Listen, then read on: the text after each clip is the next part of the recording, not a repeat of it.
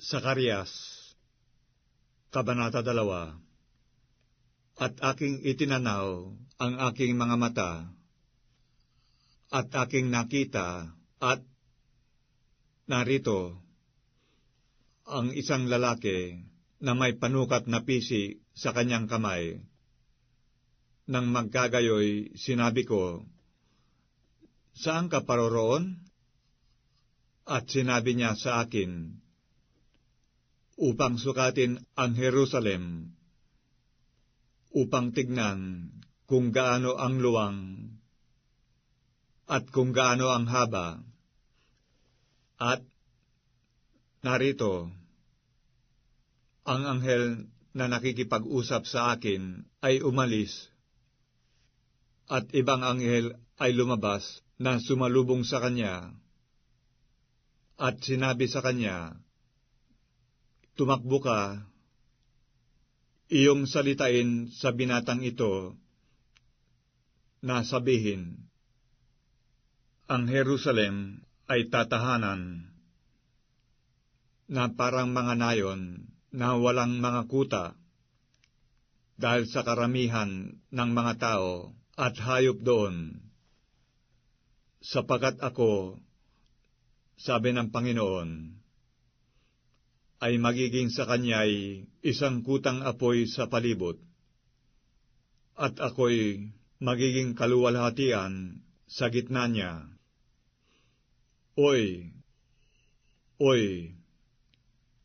magsitakas kayo mula sa lupain ng hilagaan, sabi ng Panginoon, sapagkat kayo'y aking pinangalat na parang apat na hangin sa himpapawid, sabi ng Panginoon.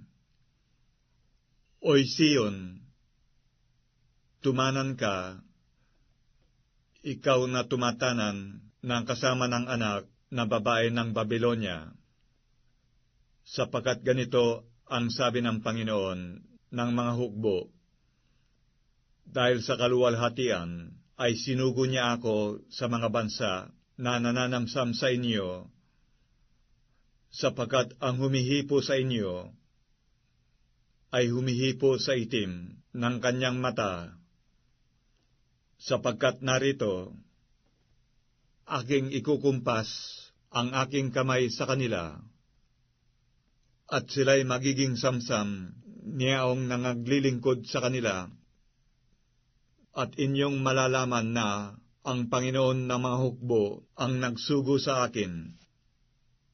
Ikaw ay umawit at magalak, o anak na babae ng Sion, sapagkat narito, ako'y naparirito, at ako'y tatahan sa gitna mo, sabi ng Panginoon.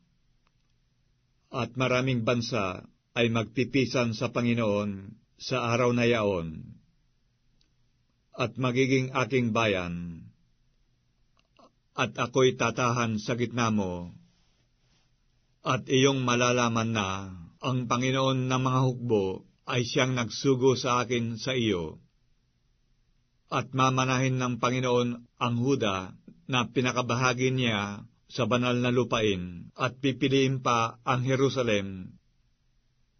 Tumahimik ang lahat na tao sa harap ng Panginoon, sapagkat siya'y gumising na sa kanyang banal na tahanan.